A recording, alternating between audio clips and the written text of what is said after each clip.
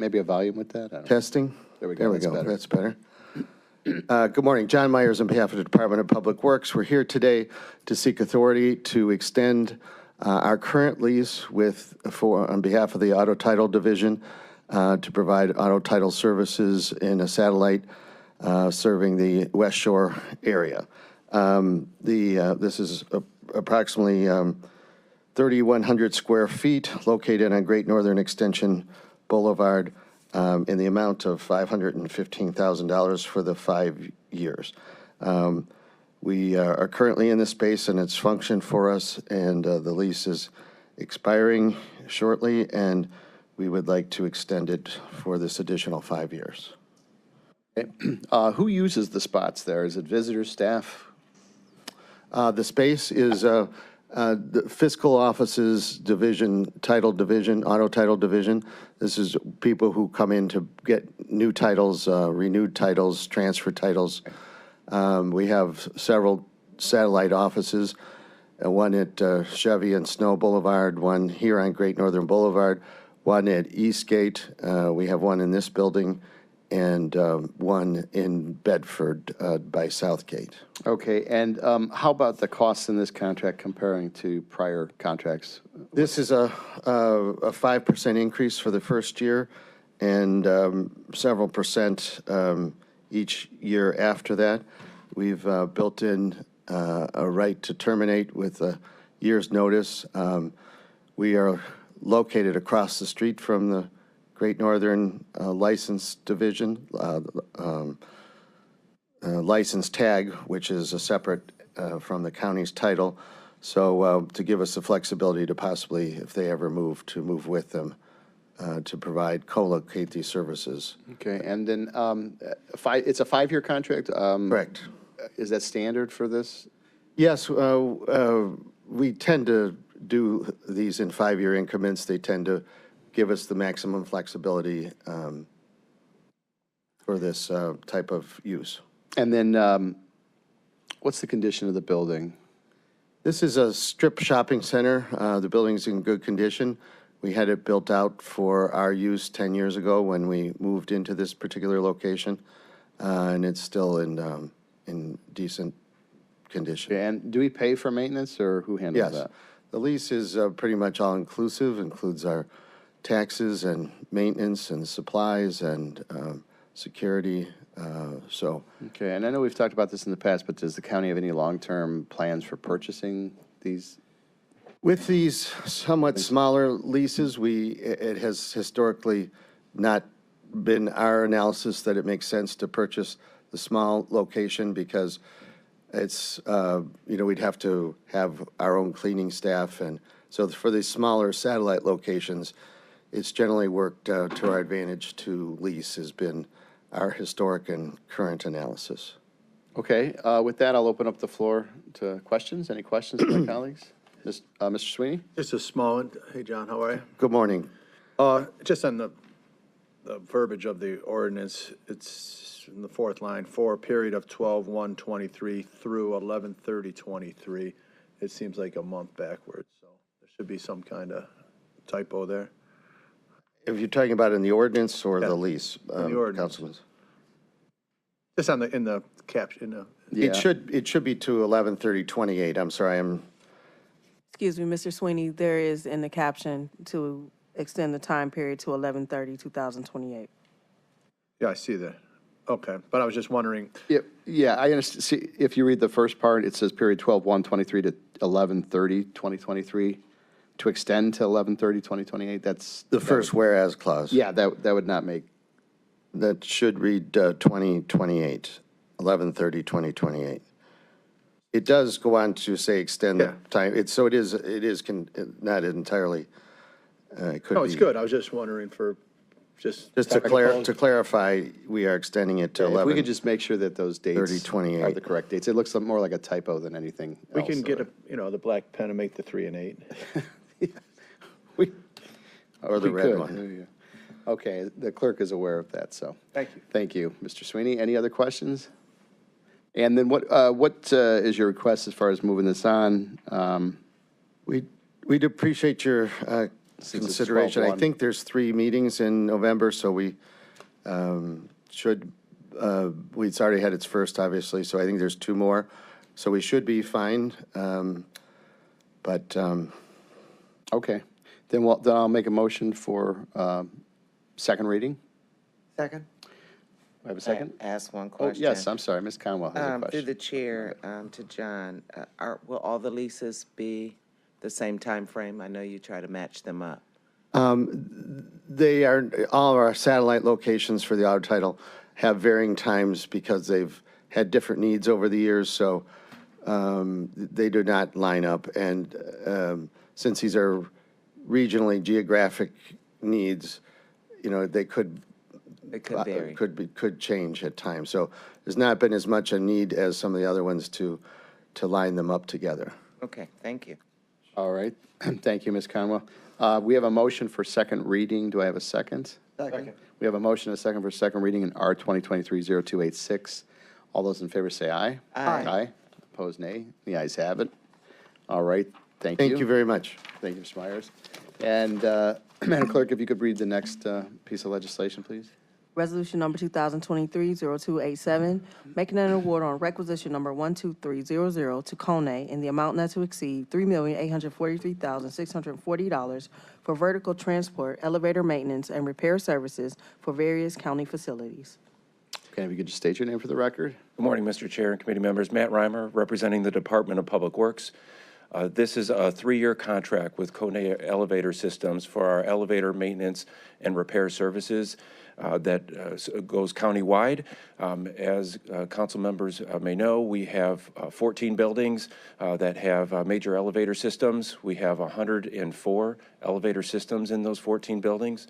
The vast majority of those are at the Justice Center complex, where we have 59 of the 104 elevator and escalator systems at the Justice Center complex. This contract will maintain and provide repair services to all of our elevators over the 3-year period in compliance with the City of Cleveland requirements, building and housing inspector requirements, and code requirements. This contract does represent a change in the legacy vendor. As Councilman Miller may recall, we did do a short-term contract with Kone through the Board of Control on September 1st, when our legacy vendor decided not to extend their contract to get the full contract through council. So we are operating with Kone on a short-term contract presently. So we've already done our transition from Schindler, the legacy vendor, to Kone, and that has gone smoothly. So we do have good performance on a short-term basis from this proposed vendor. The price component of the contract has several changes from the legacy contract. We bid a specific line item in this contract for upgrading of our LiftNet building management system for the Justice Center complex that monitors and makes efficient all the high-rise elevators that go up and down the Courts Tower in particular. So that is obsolete, and we need to modernize that. So we did have a bid line item that the proposers did provide a proposal on. The contract also provides $750,000 in county-approved only emergency funding. That's if we have an emergency repair that needs to be conducted. We would only authorize that if that scenario happens. The vast majority of the contract funding is for preventative maintenance services, represents 2/3 of the contract value, and then repair allowances for repair services. We would expect the spend to be at just over $1 million a year, $1,031,213 annually is what we expect this spend to be over the 3 years. This was done through a competitive request for proposals. The market, as many of you may know, for elevator nationwide is pretty slim, down to 3 to 4 potential vendors. We had 3 proposals received, and Kone was the highest scoring vendor. happy to answer any of your questions on this proposed All right, contract. thank you. How many elevators are involved in this particular contract? So of the 104 vertical transportation systems, we have 12 of those as escalators. So we have 96 are, excuse me, 92. Okay. Quick math. 92 are elevator systems. And is this a increase from the previous contract terms, or it stayed steady, or how much more prior, compared to prior contract? Yes, so the annual spend for the last 2 years of the Schindler contract were $941,718, and I just quoted the anticipated spend being $1,031,213. So there is a about a $90,000 annual increase. I'm attributing that to the bid line item for the LiftNet elevator system and some rate increases as well. Okay, and just could you explain the need for, certified technicians and how that goes with, DEI compliance, juxtaposing those two opposing? Absolutely. There are certain industry standards that require qualifications to repair elevator systems and perform maintenance on elevator systems. Those are governed by national and local codes as well. So the responses from these three proposals on a diversity requirement are pretty light on actual diversity goals attained, but and I'll let Director Lockett speak if there's any questions on that, but they did follow the process for requesting the waivers, and this vendor in particular was ultimately deemed compliant with the process of submitting their request for waivers, as well as the small percentage that they were able to attain with material procurements. Okay, I see the director. Hello, Director Lockett. How are you today? If you could just state How your are name you? for the record. Good morning, Lenore Lockett, Department of Equity and Inclusion. So yes, a couple of factors that Matt already mentioned is that there are basically only 4 nationwide organizations that, companies that provide these services. There are smaller companies, so that's why we always try to set a goal. There's also, with that being only 4 companies, it is also typically because of the qualifications, there's usually, this workforce is usually unionized, which is obviously with the qualifications and criteria for certifications expected. However, so when we set the goals, we are still trying to impart the urgency on being inclusive. In this case, the vendor did provide good faith effort on trying to use and purchase parts for the non-labor component of the services and goods for the item. Okay. I'll open, thank you, I appreciate that. I'll open the floor to questions. I see Ms. Conwell and then Mr. Miller. Through the chair to Mr. Reimer, you mentioned a 750, I think, thousand emergency repair. What's the difference between the emergency funds and the preventative repair services in this contract that we're doing? Yes, through the chair to Councilwoman Conwell. So several components of the contract. The preventative maintenance, which is the bread and butter of this contract, will perform on a regular schedule, maintenance of the systems to keep them operating and compliant. Repair services, we have a repair allowance where if we have an elevator that's not functioning, there'll be a repair ticket generated, a response by the technician, and any parts or labor that goes into rectifying that maintenance issue, then get charged to the repair allowance. The emergency funding would be if we have a significant casualty of equipment. And the kind of example that I would anticipate that being reserved for is we've had a couple instances over the last 5 years where we've had a separate infrastructure failure, where we've had water release in buildings, or a freeze event where a sprinkler system has frozen and then discharged. And in each of those cases, I'm thinking of 3 specific examples. That water damage has damaged elevator systems, which require a significant equipment replacement effort to bring that elevator back online. So it would be things like that. That had nothing to do with the water damage. That had nothing to do with the company's performance. Correct, And correct. how do we determine that? I know water obviously is a major factor, but how do we determine if it wasn't water that it's a repair? Right. We would want to make sure that it's not something that was from a lack of maintenance or lack of preventative maintenance performed by the contract. Typically, it's something that's going to be an external reason for doing that. Water would be the primary reason, damage, or if there was a major obsolescence, but I don't think that that would be anticipated in this case. And 'Cause the 750 is not in this contract currently? it is represented in the contract value and It is, represented, yes, in the contract approval, the 3.8 million, it is reflected in that. But it would only be used if the county approved that emergency event.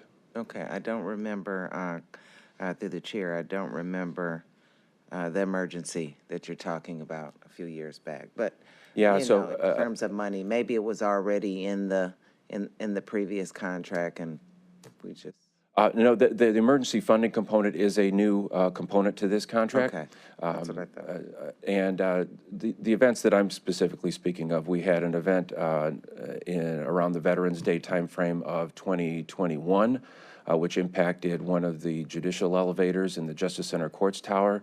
That took us about 9 months to be able to rectify that through a major repair order, as well as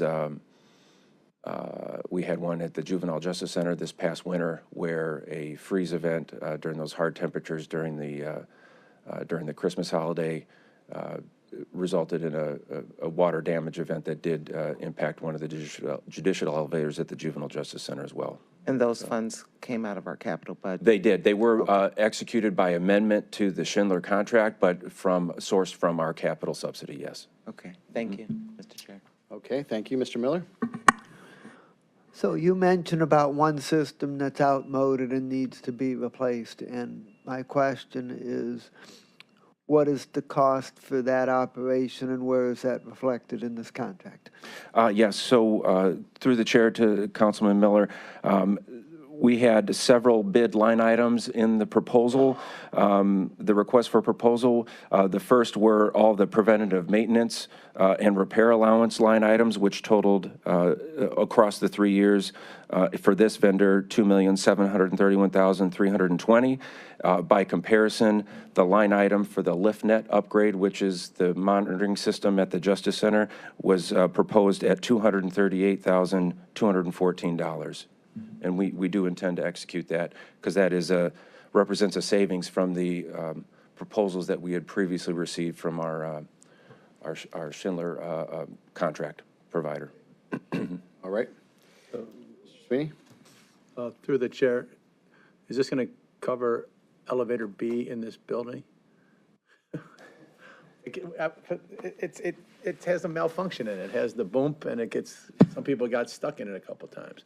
Through the chair to Councilman Sweeney, no, this contract does not cover this building as it is a leased facility, and that is governed by our lease with Geist Properties.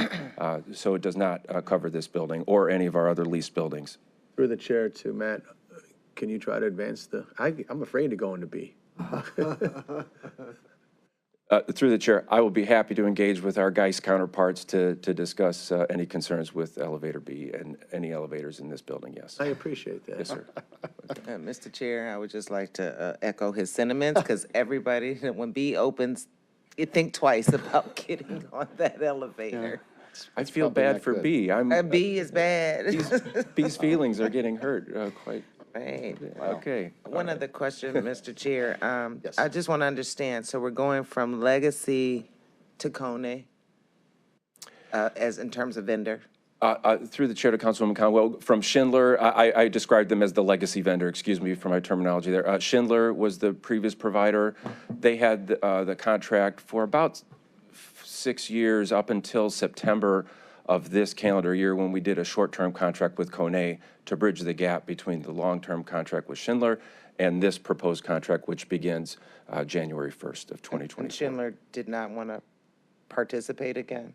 They participated in the proposal. They did not want to entertain a short-term extension to carry their contract to the end of this calendar year. So we had to make a make a change at that time so we could continue services through the remainder of 2023. Do we know the reasoning why? I believe they wanted to negotiate a longer-term extension, was the reason that they gave, that they would not entertain a short term, but they would entertain, I believe it was a 2-year extension, which the county did not want to entertain. Okay, in terms of the county, did we feel that was someone we've done business, you know, I know it's open and transparent, and we want different vendors to participate. Did we consider extending? Why didn't we consider extending the agreement longer? Sure. So that contract had already been on a 5-year duration. It was a competitive RFP, I believe, in 2018. And then we had a 2-year option, joint option, that was exercised and approved by council to extend for the 2 years. So if we had a 5-year contract. We knew it was time to recompete the contract. This contract does also include a, by both parties, consent by both parties, a 2-year option that would, beyond this 3 years, that if agreed upon and decided, would come back to council for approval. But we do have a 5-year, the same 5-year potential timeframe that we could exercise this contract for, as Schindler had that opportunity as well. Okay, but Schindler, and I don't want to belabor this, but Schindler, I take it they had the 2-year. They didn't want to extend it, and they would have eventually ended up with the 5-year anyway. So they did have a full 5 years. We exercised their option at that time, but this time they wanted another 2 years to extend. They did not want to have a short-term extension to bridge our, knowing that we were going to have a change of vendor. Okay. They were, So they already knew that we were going to. Yes, that is correct. Okay, That that is makes correct. sense. Yep. Thank you. Okay. Any other questions? Okay, seeing none, I see this starts January 1st, is it? Yes, sir. 3 readings would be fine on. So we can do on 3 this readings. Well, legislation. with that, then I'll make a motion to put R 2023-0287 on for second reading. Do I have a second? Second. We have a motion and a second. All those in favor say aye. Aye. Opposed, nay. The ayes have it. Thank you. All right, thank you, Mr. Reimer. And Madam Clerk, if you could read the next resolution. Resolution number 2023-0306, making awards on requisition number 12846 to 2 providers in the combined amount not to exceed $800,000 for general sanitary engineering services. Okay, and if you could just state your name for the record. Nicole English with Public Works. So this is our general sanitary contract, which we do typically annually to every 18 months when we're ready for the services. There was 6 proposals submitted. We selected 2. One is an SBE set-aside. Environmental Design Group is an SBE firm that were selected. These are design services for sanitary work, so pump stations, sanitary sewer redesigns. We do them out of the county, but then we do charge them back to each individual sanitary district, depending on where the work is taking place. Happy to answer any questions. Okay, the one question I have is with respect to the start and end dates. The legislation reads for a period of 3 years. If we're doing billing for these vendors, shouldn't we have specific dates? This is a back and forth between procurement and law. Sorry, I don't know that you probably didn't write the contract, but they've been back and forth on putting dates in, not putting dates in, saying 3 years. So that's out of our hands. I'd defer to law. Okay. On that. Well, let me just ask the Assistant Law Director. So is there any issue with that for a period of 3 years as opposed to specific dates for the contract?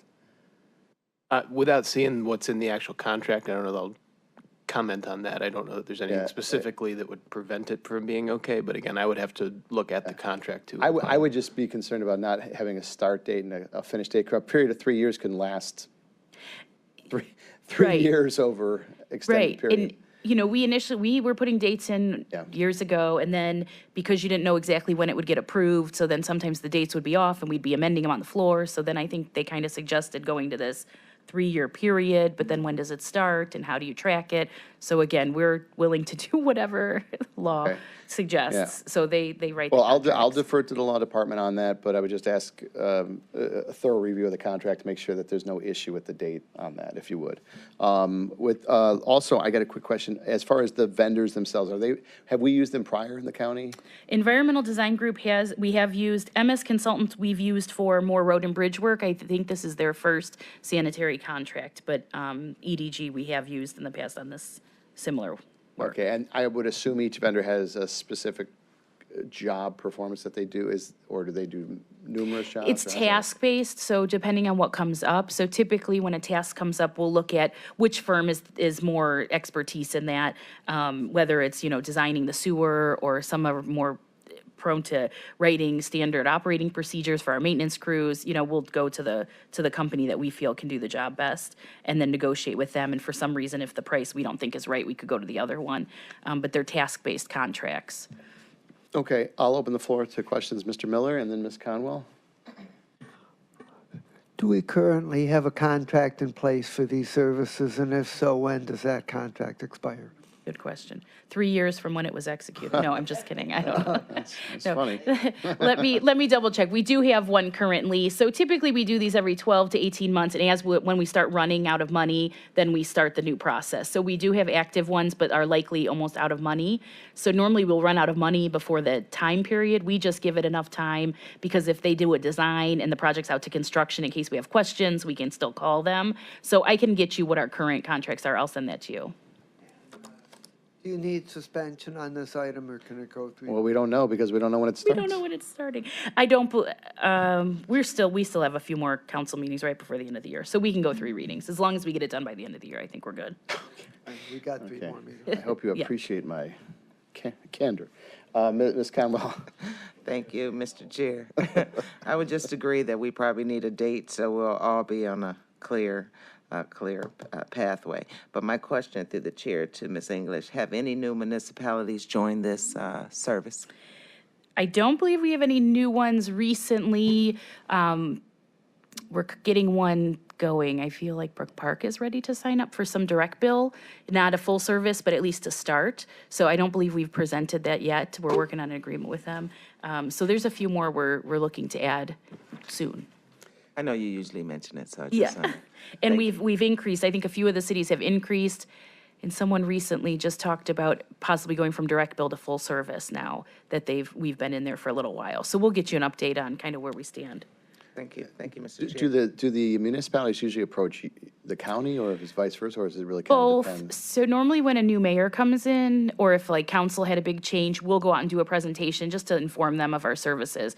And then sometimes if they know of something that's happening in their city, like, they have some of their staff is going to retire and they don't know what to do, or they can't afford to buy the equipment again. And so then they'll come to us. But we typically try to get around to the cities that we think could use our services. And then as new mayors and councils come in, we try to get out to those cities and do presentations on our services. Right, okay.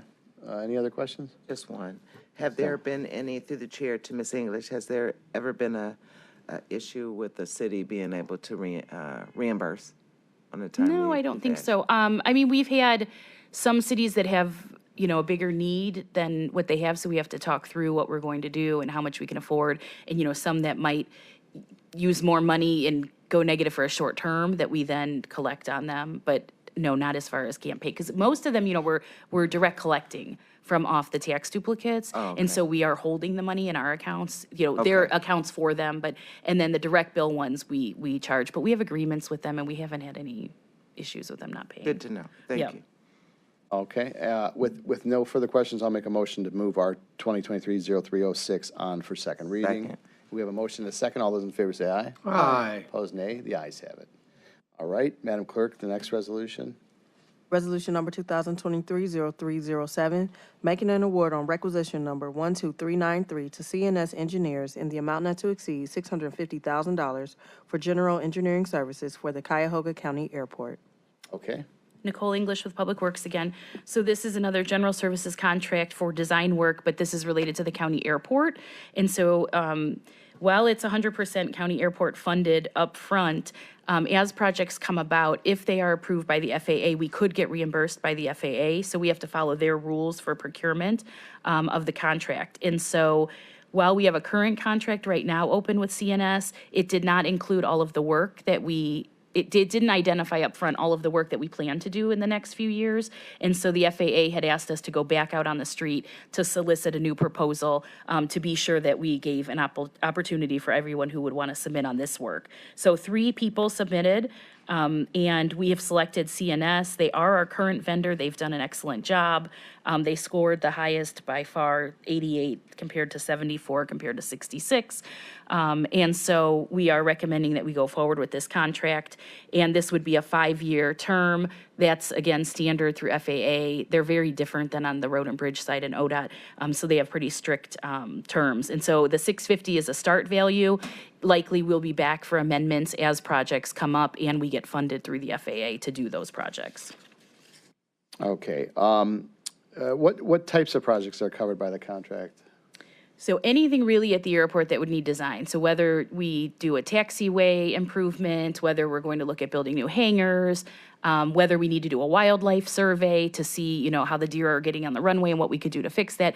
Really kind of anything related to design, and also they can do construction administration and help us if we do a construction project. So they kind of handle every outside task that we need to be done related to design and studies, I'd say.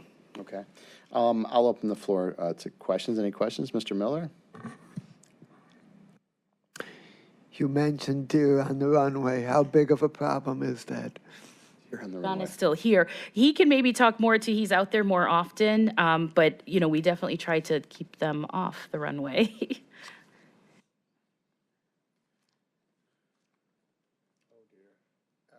John Myers for Public Works. Through the chair to Councilman Miller, it's wildlife hazards is a serious issue. It doesn't take much to bring a plane down, whether it be birds or deer or coyote.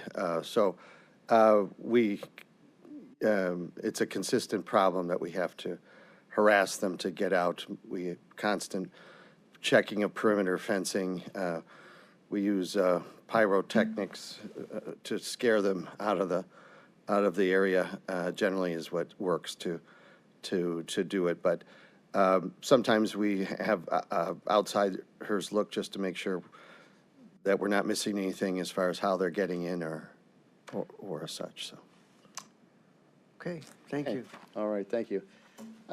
Is that area, I was out there before, is that enclosed, the airport? They still get through, they just jump with the fence? Is that what happens? Or if someone's created a hole underneath and they're burrowing through, or, you know, there's different ways, right, that they could get in. And so that's what John says, even, I mean, these consultants can help us. I mean, our maintenance crews are out there constantly seeing, you know, how they're getting in to try to fix that first, because that's clearly the easiest way to get them out. Interesting. Ms. Conwell? Through the chair to Ms. English, is this always the amount for this contract, for this type of service that we? No, so it's kind of based on what we think is coming up in the near future. And so in the 5 years, we will definitely be back here for an amendment. So we try to work in small chunks so that we don't encumber too much of the county's money. And as projects get funded by the FAA, then we'll add on. So that when we know that we have a project funded federally, then we'll add that on to this contract. So it's kind of an incremental. So this is kind of our base for what we think we'll need over the next year. Okay, any other questions or comments? Okay, seeing none. So what are we looking for as far as? This is okay to go 3 readings too. Go 3 Yep. readings? Oh, dear. Okay, we'll do 3, I'll do 3 readings. I'll make a motion to move R 2023-0307 on for second reading. Do I have a second? Second? We have a motion and a second. All those in favor say aye. Aye. Opposed, nay. The ayes have it. Thank you, Ms. English. Is there any miscellaneous business before the So committee? just a comment that it's uncommon that we have this many items on the agenda and none of them require suspension. Yes, So that's- I just And we didn't have a committee prior, yes. So I just give the administration credit for being timely with their legislation. All right, that was absolutely right, correct. Thank you. And with that, we'll make a motion to adjourn. Do I have a second? Second. We have a motion to adjourn and a second. All those in favor say aye. Aye. Opposed, nay. Ayes have it. And Public Works shall adjourn at 10:42 a.m. Thank you.